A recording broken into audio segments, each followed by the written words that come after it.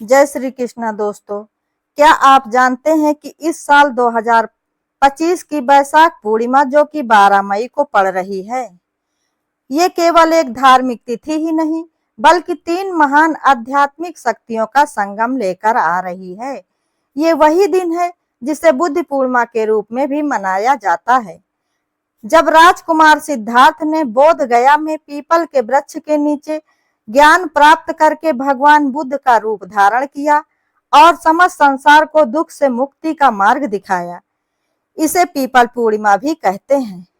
परंतु ये पूर्णिमा केवल बौद्ध अनुयायियों के लिए नहीं बल्कि सनातन धर्म भी अत्यंत पावन मानी गई है। बैसाख मास की पूर्णिमा को गंगा तीर्थ या पवित्र नदियों में स्नान करने और दान देने से हजारों यज्ञों के बराबर पुण्य फल की प्राप्ति होती है। हमारे धर्म शास्त्रों में भी कहा गया है कि बैसाखे मास पुण्यायाम स्नान दानम महाफलम। इस दिन दिया गया अन्न, वस्त्र, जल और स्वर्ण का दान जीवन के पापों का शमन करता है और मोक्ष के द्वार भी खोलता है।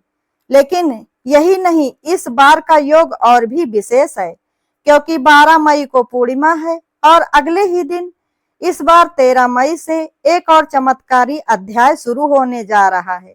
बुढ़वा मंगल और बड़ा मंगल का पावन दौर। वो मंगलवार जो भगवान हनुमान के अनन्य भक्तों के लिए विशेष फलदायक माने जाते हैं। ये वे मंगल हैं जो भगवान हनुमान जी को समर्पित होते हैं और हमारे उत्तर भारत में विशेष रूप से इन्हें अत्यंत चमत्कारी माना जाता है। इस तरह 2025 की बैसाख पूर्णिमा एक ऐसा अनोखा संयोग लेकर आई है, जहां भगवान बुद्ध की करुणा, स्नान दान की पवित्रता और हनुमान जी की कृपा तीनों एक के बाद एक हमारी आत्मा, शरीर और जीवन को पवित्र कर सकते हैं। आइए इस शुभ अवसर पर जाने कि इस महान सप्ताह का आध्यात्मिक रहस्य क्या है और कैसे हम इसका लाभ उठा सकते हैं। तो आइए इस शुभ अवसर पर हम जाने बुद्ध पूर्णिमा और बैसाख पूर्णिमा क्यों मनाई जाती है, बुढ़वा मंगल का क्या रहस्य है और कैसे ये सप्ताह हमारे जीवन को नई ऊर्जा, शांति और सिद्धि से भर सकता है। इस अद्भुत संयोग में जहां एक ओर बुद्ध हमें भीतर झांकने और स्वयं को पहचानने का संदेश देते हैं, वहीं हनुमान जी शक्ति, साहस और सेवा का प्रतीक बनकर हर संकट को दूर करते हैं। इस साल एक ही सप्ताह में बुद्ध की शांति और हनुमान की भक्ति दोनों का अद्भुत मेल होगा। जय श्री कृष्णा दोस्तों। हिंदू धर्म में बैसाख मास की पूर्णिमा तिथि अत्यंत पुण्यकारी मानी जाती है और इस दिन व्रत, पूजा, दान और कथा के श्रवण से व्यक्ति को अच्छे पुण्य फल की प्राप्ति होती है। विशेष रूप से इस दिन साधु संतों, ब्राह्मणों और जरूरतमंदों की सेवा, उनके चरणों में अन्न, वस्त्र और दक्षिणा का दान करने से जन्म जन्मों के पाप कट जाते हैं। बैसाख पूर्णिमा की रात को जब चंद्रमा पूर्ण होता है, तब मन की भक्ति का प्रभाव भी पूर्ण होता है। ऐसी मान्यता है कि इस दिन किए गए दान, पुण्य और साधना का फल कई गुना बढ़कर मिलता है। ये दिन आत्मशुद्धि, मानसिक शांति और परिवार की सुख समृद्धि के लिए बेहद प्रभावशाली माना गया है।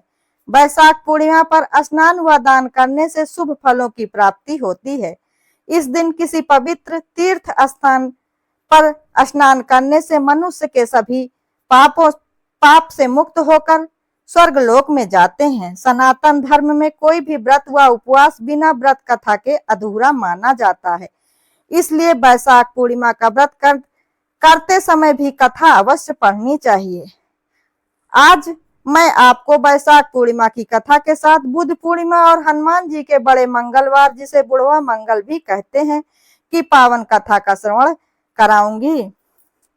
अतः भक्तों, आप सभी से निवेदन है कि आप सभी कथाओं को श्रद्धा भाव से पूरा अंत तक अवश्य सुने।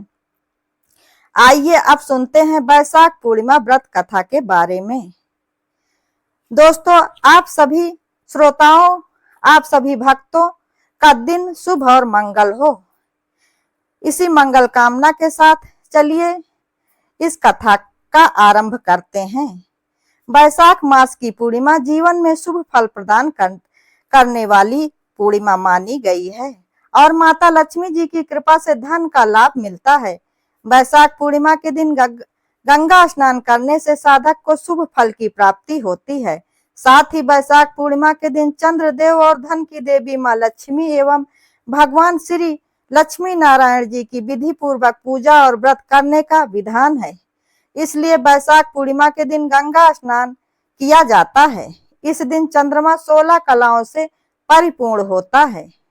पूर्णिमा तिथि के दिन जो व्यक्ति स्नान दान के कार्य करता है वो शुभ फलदायी माना जाता है। पौराणिक मान्यताओं के अनुसार पूर्णिमा का व्रत करने से व्यक्ति को सभी दुखों और कष्टों से मुक्ति मिलती है।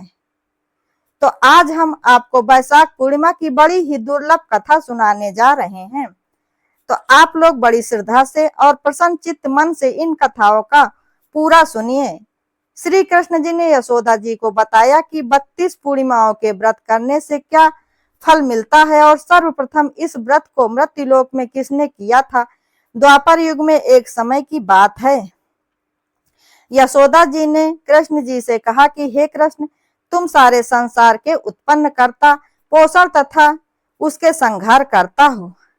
आज कोई ऐसा व्रत मुझसे कहो जिसके करने से मृत्युलोक में स्त्रियों को विधवा होने का भय न रहे तथा ये व्रत सभी मनुष्यों की मनोकामना पूर्ण करने वाला हो। तब भगवान श्री कृष्ण जी कहने लगे कि हे माते, तुमने अति सुंदर प्रश्न किया है। मैं तुमसे ऐसे ही व्रत को सविस्तार कहता हूँ। सौभाग्य की प्राप्ति के लिए स्त्रियों को त्रिसंत अर्थात 32 पूर्णिमाओं का व्रत करना चाहिए। इस व्रत को करने से स्त्रियों को सौभाग्य संपत्ति मिलती है। ये व्रत अचल सौभाग्य को देने वाला और भगवान शंकर के प्रति मनुष्य मात्र की भक्ति को बढ़ाने वाला है। यशोदा जी कहने लगी कि हे कृष्ण, सर्वप्रथम इस व्रत को मृत्युलोक में किसने किया था, इसके विषय में विस्तार पूर्वक मुझसे कहो। तब श्री कृष्ण जी कहने लगे कि हे माते, इस भूमंडल पर एक अत्यंत प्रसिद्ध राजा चंद्रहास से पालित अनेक प्रकार के रत्नों से परिपूर्ण कातिका नाम की एक नगरी थी। वहां धनेश्वर नाम का एक ब्राह्मण था और इसकी स्त्री अति सुशील रूपवती थी। दोनों ही उस नगरी में बड़े प्रेम के साथ रहते थे। घर में धन धान आदि की कोई कमी नहीं थी। उनको एक बहुत बड़ा दुख था कि उनके कोई संतान नहीं थी, जिस वजह से वो बहुत दुखी रहते थे। एक दिन एक बड़ा तपस्वी योगी उस नगरी में आया। वो योगी बाकी सभी घरों से भिक्षा मांगकर भोजन किया करता था, लेकिन उस ब्राह्मण के घर से भिक्षा नहीं मांगा करता था। एक दिन योगी गंगा किनारे भिक्षा मांगकर प्रेम पूर्वक खा रहा था कि धनेश्वर ने योगी को ये सब करते देख लिया। सब कार्य किसी प्रकार से देख लिया। अपनी भिक्षा का अनादर देखकर वो दुखी होकर धनेश्वर योगी से बोले कि आप सभी घरों से भिक्षा लेते हैं, परंतु मेरे घर की भिक्षा कभी नहीं लेते हैं। इसका कारण क्या है? योगी जी कहने लगे कि हमारा धर्म हमें इस बात की आज्ञा नहीं देता है, क्योंकि आप गृहस्थ जीवन में एक सुख से वंचित है। आपके घर में संतान होने पर मैं आपके घर से भिक्षा स्वीकार कर लूंगा, क्योंकि कहा गया है कि जिसके संतान नहीं है उसके घर से भिक्षा लेने से मेरे भी पतित हो जाने का भय है। धनेश्वर योगी की ये सब बातें सुनकर बहुत दुखी हुआ और हाथ जोड़कर योगी के पैरों पर गिर पड़ा तथा दुखी मन से कहने लगा कि आप मुझे संतान प्राप्ति के उपाय बताइए। आप सर्वज्ञ हैं, मुझ पर अवश्य ही कृपा कीजिए। धन की मेरे पास कोई कमी नहीं है, लेकिन मैं संतान न होने के कारण अत्यंत दुखी हूँ। आप मेरे इस दुख का हरण कीजिए। ये सुनकर योगी कहने लगे, तुम चंडी की आराधना करो। घर पहुंचकर धनेश्वर ने ये सारी बात अपनी पत्नी को बताई और खुद वन में चला गया। वन में पहुंचकर उसने चंडी की आराधना की और उपवास किया। चंडी ने 16 दिन उसको सपने में दर्शन दिया और कहा कि हे धनेश्वर, जा तेरे घर पुत्र होगा। लेकिन उसकी आयु सिर्फ 16 वर्ष ही होगी। 16 वर्ष की आयु में ही उसकी मृत्यु हो जाएगी। अगर तुम दोनों स्त्री पुरुष 32 पूर्णिमाओं का व्रत करोगे तो वह पुत्र दीर्घायु हो जाएगा।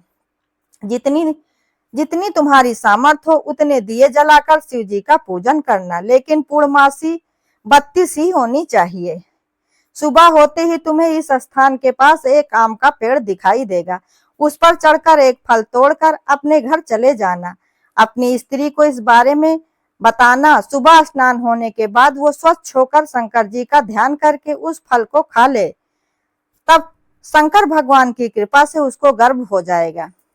जब ब्राह्मण सुबह उठा तो उसे उस स्थान पर एक आम का पेड़ दिखाई दिया और वह उससे फल तोड़ने के लिए चढ़ा, लेकिन वो पेड़ पर चढ़ ही नहीं पा रहा था। ये देखकर उसे बड़ी चिंता हुई। उसने भगवान गणेश की उपासना की और कहा कि हे दयानिधे, अपने भक्तों के विघ्नों का नाश करके उनके मंगल कार्य को करने वाले, दुष्ट का नाश करने वाले, रिद्धि सिद्धि देने वाले, आप मुझे इतना बल दें कि मैं अपनी मनोकामना पूर्ण कर सकूं। इसके बाद वो पेड़ पर चढ़कर फल तोड़कर अपनी पत्नी के पास पहुंचा। उसकी पत्नी ने अपने पति के कहे अनुसार इस फल को खा लिया और अब वो गर्भवती हो गई। देवी की कृपा से उसे बहुत ही सुंदर पुत्र पैदा हुआ। उसका नाम उन्होंने देवी दास रखा। माता पिता के हर्ष और शोक के साथ वो बालक बढ़ने लगा। भगवान की कृपा से बालक बहुत ही सुंदर था, सुशील और पढ़ाई लिखाई में भी बहुत निपुण था। दुर्गा जी के कथनानुसार उसकी माता 32 पूर्णमासी का व्रत रखा। जैसे ही 16वां वर्ष लगा, दोनों पति पत्नी बहुत दुखी हुए, कहीं उनके पुत्र की मृत्यु न हो जाए। उन्होंने सोचा कि अगर उनके सामने ये सब हुआ तो वो ये सब कैसे देख पाएंगे। तभी उन्होंने देवीदास के मामा को बुलाया और 1 वर्ष के लिए देवीदास को काशी पढ़ने के लिए भेज दिया। 1 वर्ष के बाद उसे वापस लेकर आना था। देवीदास अपने माता के साथ एक घोड़े पर सवार होकर मामा के साथ एक घोड़े पर सवार होकर चल दिया। उसके मामा को ये बात पता नहीं थी। दोनों पति पत्नी ने 32 पूर्णमासी का व्रत पूरा किया। दूसरी तरफ मामा और भांजा दोनों रात गुजारने के लिए रास्ते में एक गांव में रुके। उस दिन उस गांव में ब्राह्मण की कन्या का विवाह होने वाला था। जिस धर्मशाला में वर और बारात के बाकी लोग रुके हुए थे, उसी धर्मशाला में देवीदास और उसका मामा ठहर गए। उधर कन्या को तेल आदि चढ़ाने के बाद जब लग्न का समय आया तो वर की तबीयत खराब हो गई। वर के पिता ने अपने परिवार वालों से विचार विमर्श करके कहा कि ये देवीदास मेरे पुत्र जैसा ही है, मैं इसके साथ लगन करा दूं और बाद में बाकी सारे काम मेरे बेटे के साथ पूरे हो जाएंगे। ऐसा कहने के बाद वर के पिता देवीदास को मांगने के लिए उसके मामा के पास गए और उन्हें सारी बात बताई। मामा ने कहा कि कन्यादान में जो कुछ भी मिलेगा वो हमें दे दिया जाए। वर के पिता ने बात को स्वीकार कर ली। इसके बाद देवीदास का विवाह कन्या के साथ संपन्न हो गया। इसके बाद वह अपनी पत्नी के साथ भोजन न कर सका और मन में विचार करने लगा कि न जाने ये किसकी पत्नी होगी। ये सोचकर उसकी आंखों में आंसू आ गए। तब वधू ने पूछा कि क्या बात है, आप उदास क्यों हैं? तब उसने उसे सारी बात अपनी पत्नी को बता दी। तब कन्या कहने लगी, ये ब्रह्म विवाह के विपरीत है, आप ही मेरे पति हैं, मैं आपकी ही पत्नी रहूंगी, किसी अन्य की पत्नी मैं कभी भी नहीं बनूंगी। तब देवीदास ने कहा, ऐसा मत कहिए, क्योंकि मेरी आयु बहुत कम है, मेरे बाद आपका क्या होगा। लेकिन उसकी पत्नी नहीं मानी और बोली, स्वामी आप भोजन कीजिए। दोनों रात में सोने के लिए चले गए। सुबह देवीदास ने पत्नी को 4 नगों से जड़ी एक अंगूठी दी और एक रुमाल दिया और बोला कि हे प्रिय, इसे लो और इसे संकेत समझकर स्थिरचित हो जाओ। मेरे मरण और जीवन जानने के लिए एक पुष्प वाटिका बना लो, उसमें सुगंधित वाली एक नवमल्लिका लगा लो, उसको प्रतिदिन जल से सींचा करो और आनंद के साथ खेलो कूदो। जिस समय और जिस दिन मेरे प्राणों का अंत होगा उस दिन ये फूल सूख जाएंगे। जब ये फिर से हरे हो जाएं तो जान लेना कि मैं जीवित हूँ। ये समझाकर वो वहां से चला गया। इसके बाद जब वर और बाकी बाराती मंडप में आए तो कन्या ने उसे देखकर कहा कि ये मेरा पति नहीं है। मेरे पति वो है जिनके साथ रात में मेरा विवाह हुआ था। इसके साथ मेरा विवाह नहीं हुआ है। अगर ये वही है तो ये बताए कि मेरे साथ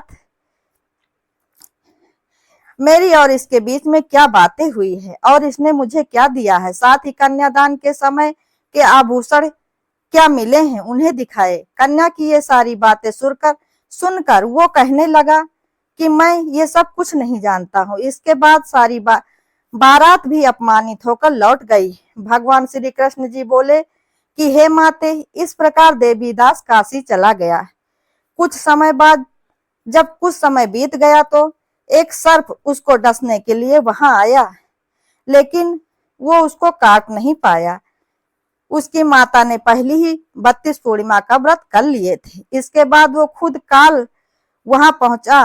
भगवान की कृपा से तभी वहां माता पार्वती और भगवान गणेश जी आ गए। देवीदास को मूर्छित दशा में देखकर माता पार्वती ने भगवान शिव से प्रार्थना की कि महाराज, इस बालक की माता ने पहले ही 32 पूर्णिमा के व्रत किए हैं, आप इसको प्राण दान दें। भगवान शिव ने माता पार्वती के कहने पर उसे प्राण दान दिया। इधर उसकी पत्नी उसके काल की प्रतीक्षा कर रही थी। उसकी पत्नी ने जाकर देखा कि पुष्प और पत्र दोनों ही नहीं है, तो उसको बहुत आश्चर्य हुआ। और जब उसने देखा कि पुष्प वाटिका फिर से हरी हो गई तो वो समझ गई कि उसका पति जिंदा हो गया है। इसके बाद वो बहुत ही प्रसन्न होकर अपने पिता से कहने लगी कि मेरे पति जीवित हैं, उनको ढूंढिए। जब 16वां वर्ष व्यतीत हो गया तो देवीदास भी अपने मामा के साथ काशी से चल दिया। इधर उसकी पत्नी के परिवार वाले उन्हें ढूंढने के लिए ही जा रहे थे कि उन्होंने देखा कि देवीदास और उसका मामा उधर ही आ रहे हैं। उसको देखकर उनके ससुर बहुत प्रसन्न हुए और उसे अपने घर ले गए। वहां सारा नगर इकट्ठा हो गया और कन्या ने भी उसे पहचान लिया। देवीदास इसके बाद अपनी पत्नी और मामा को लेकर वहां से चल दिया। उसके ससुर ने भी उसे बहुत धन दहेज दिया। जब वह अपने घर की तरफ चल रहा था तो उसके माता पिता को लोगों ने खबर कर दी, तुम्हारा पुत्र देवीदास अपनी पत्नी और मामा के साथ आ रहा है। ऐसा समाचार सुनकर पहले तो उन्हें विश्वास नहीं हुआ, लेकिन जब देवीदास आया और उसने अपने माता पिता के पैर छुए तो देवीदास के माता पिता ने उनका माथा चूमा और दोनों को अपने सीने से लगा लिया। दोनों के आने की खुशी में धनेश्वर ने बहुत दान दक्षिणा ब्राह्मणों को दी। श्री कृष्ण जी कहने लगे कि इस तरह धनेश्वर को 32 पूर्णिमाओं के व्रत के प्रभाव से संतान की प्राप्ति हुई। जो स्त्रियां इस व्रत को करती हैं वो जन्म जन्मांतरों तक वैधव्य का दुख नहीं भोगती और सदैव सौभाग्यवती संतानवती रहती हैं। ये मेरा वचन है। ये व्रत संतान देने वाला है और सभी मनोकामनाओं को पूर्ण करने वाला है। दोस्तों, आइए आप श्रवण करते हैं हनुमान जी के बुढ़वा मंगल की विशेष कथा, जिसे सुनने मात्र से सभी देवी देवताओं की कृपा प्राप्त हो जाती है। दोस्तों, राम ज्येष्ठ माह के मंगलवार को बुढ़वा मंगलवार कहा जाता है। जाने इस दिन हनुमान जी को क्या अर्पित करें। पौराणिक कथाओं के मुताबिक महाभारत काल में कुंती पुत्र भीम को अपनी शक्ति और ताकत का घमंड हो गया था। ऐसे में भीम को सबक सिखाने के लिए एक बार बजरंगबली ने बूढ़े वानर का रूप अपनाया था। बूढ़े वानर के रूप में हनुमान जी ने भीम को परास्त किया था, जिसके बाद भीम को अपनी शक्ति का घमंड हो गया। भीम को अपनी शक्ति का घमंड दूर हुआ था। कहते हैं कि वो दिन ज्येष्ठ माह का मंगलवार ही था, जब राम भक्त ने बूढ़े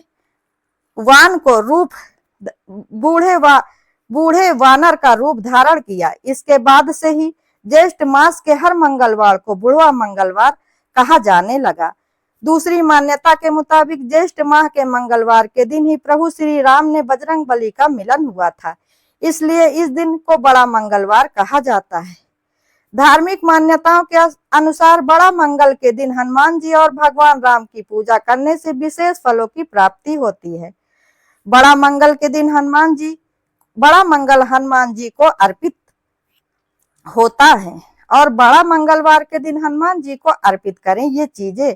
बड़ा मंगलवार या बुढ़वा मंगल के दिन बजरंग बली को बूंदी के लड्डू का भोग लगाएं। इसके अलावा हनुमान जी को सिंदूर, चमेली का तेल, लाल वस्त्र जरूर चढ़ाएं। इस दिन हनुमान जी को लाल लंगोट अवश्य चढ़ाएं। इन चीजों को अर्पित करने से हनुमान जी अपने भक्तों से अतिशीघ्र प्रसन्न होते हैं और उनकी सभी मनोकामनाओं को पूर्ण करके उन पर अपनी कृपा बरसाते हैं। दोस्तों, अब हम सुनेंगे बुद्ध पूर्णिमा की कथा। बहुत प्राचीन समय की बात है। हिमालय की तलहटी में स्थित एक छोटे से राज्य विपुलपुर में एक राजा था। राजा विश्रांत, वो बलशाली, धनी और वैभवशाली था, लेकिन घमंड में चूर रहता था। उसे लगता था कि संसार में सबसे शक्तिशाली वही है। धन, सेना और सत्ता के बल पर वो जो चाहे कर सकता है, परंतु उसके भीतर शांति नहीं थी।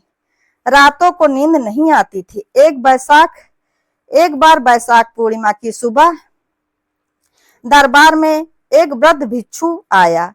उसने राजा से कहा, राजन, आज बैसाख पूर्णिमा है। क्या आप जानते हैं कि आज के दिन भगवान बुद्ध का जन्म हुआ था और इसी दिन उन्हें बोधि प्राप्ति हुई थी। और संयोग देखिए, इसी दिन उन्होंने शरीर भी त्यागा था।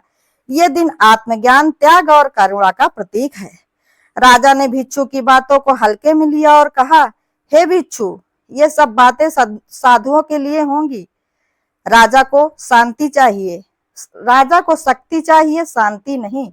भिक्षु मुस्कुराया और बोला, तो सुनिए उस सिद्धार्थ की कथा जिसने एक सम्राट होकर भी वैभव को त्यागा और संपूर्ण संसार को सच्चे सुख का मार्ग दिखाया।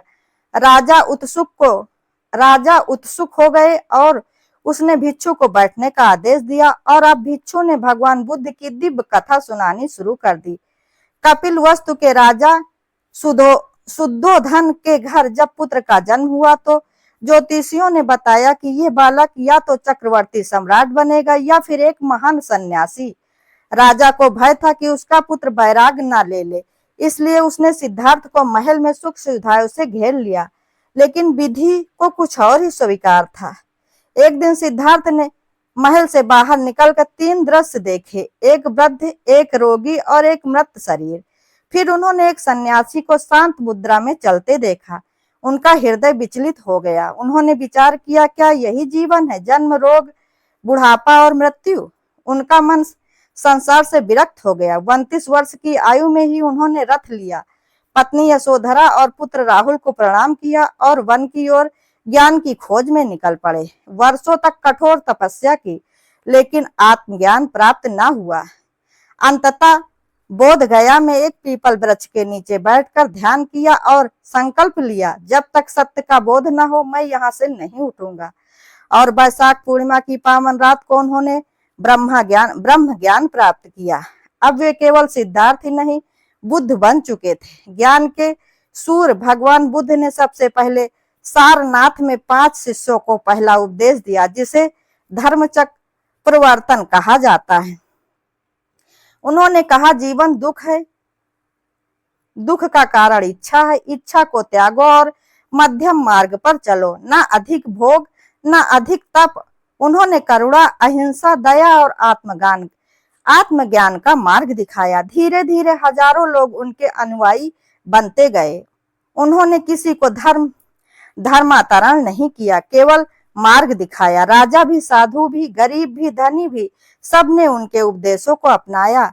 इसी बैसाख पूर्णिमा को ही जब उनका कार्य पूर्ण हुआ, तब उन्होंने कुशीनगर में महापरिनिर्वाण लिया।